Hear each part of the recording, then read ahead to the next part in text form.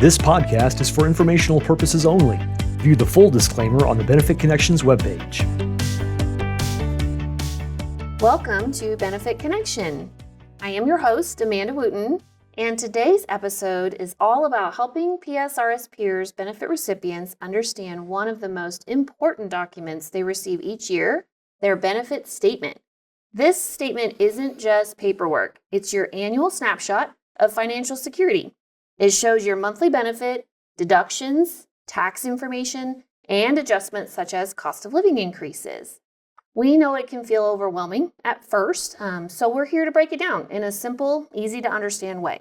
By the end of this episode, you'll know exactly what to look for and why it matters. So let's settle in and together make sense of your benefit statement.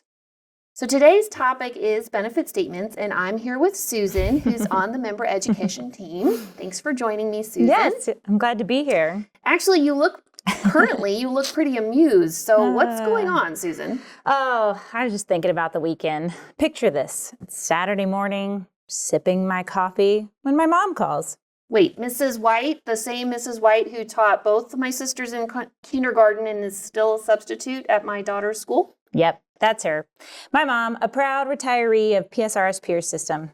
Anyway, she's there staring at her benefit statement and asks me, "Now, Susan, don't laugh. I know I have asked so many times before, but I'm still unsure how the COLA works and why I'm getting it." Yeah, the COLA. It is a hot topic with our retirees and benefit recipients for sure. Yes, I don't think she's alone. Benefit statements provide a lot of great information, such as cost of living or COLAs, and how it impacts their benefit. So today, I'm looking forward to going through the whole thing one step at a time, just like I did with my mom, aka Mrs. White. Yes, I think that's actually really helpful for our retirees and any benefit recipients, and maybe even those who are soon to retire. Just because to understand the detailed information provided in your annual benefit statement is so important. So first things first, starting at the beginning, when do benefit recipients receive this statement? This annual statement is provided to all benefit recipients by the end of January every year. For members who have elected electronic correspondence, they will receive an email notification. These recipients could log into their online account with PSRS peers and can immediately view their statements in their document center. Our members can also choose to have their statements mailed, which happens by the end of January, although delivery can vary depending on postal timelines. Also, in case anyone listening was wondering who are benefit recipients, it's mostly referring to retirees, but in our system, we also include beneficiaries who are receiving benefits left to them by a member of the PSRS peer system. Okay, that's really good to know. Thanks for that clarification for sure. So I kind of want to move on to the purpose of the statement. So what is the purpose and how is this helpful for our benefit recipients? This document provides a comprehensive summary of one's membership and one's monthly benefit beginning at the beginning of the year. Such as this year for our recipients, it will show January 1 of 2026. And it's an important record of your benefit amount, tax information and withholding amounts, your benefit plan and benefit history, the cost of living, or as we always refer to as COLAs, even your beneficiary designations. So your mom, like other retirees and benefit recipients, opened her statement. Let's say she reviewed the first page. So on the first page, what information is shown there? So page 1 is actually the title page, and followed by page 2, which is a note about PSRS or peers. It's just depending on what system the member's a part of. This page explains the importance of the benefit statement, but the first page that's actually packed with information is technically page 3. Page 3 is full of details about your monthly benefit.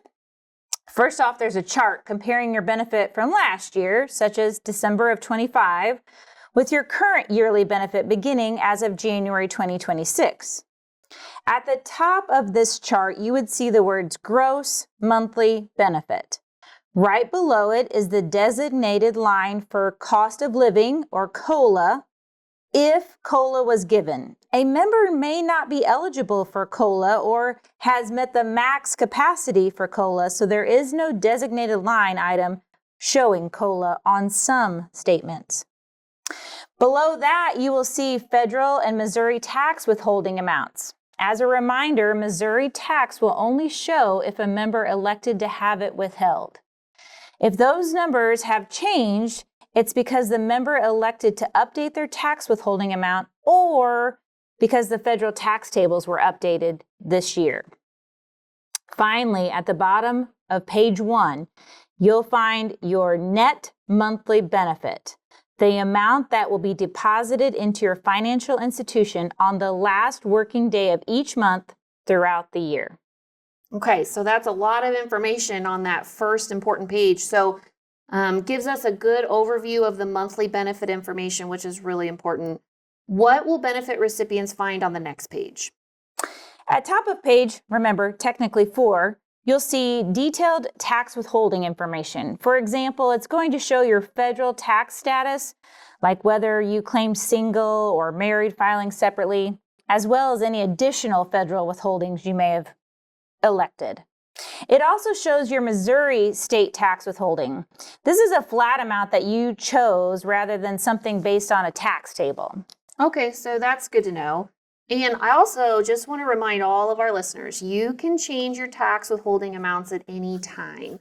So as a retiree or a benefit recipient, it's very easy to do. All you have to do is log into your online account to update that, or you can always contact our office to request a paper form as well. That's a great reminder because you never know when you want to update your taxes. Now, at the bottom of page 4 is actually one of my favorite parts. Your favorite? You don't even receive a benefit statement yet. How can it be your favorite? Because I believe it's so helpful. At the bottom of that page, the benefit recipient will see a reminder of the retirement plan they chose and how that plan works. This is a great reminder, especially as a member continues to collect a benefit over the years. You may need a quick refresher or a reminder. Oh yes, in retirement, I did choose plan whatever it may have been.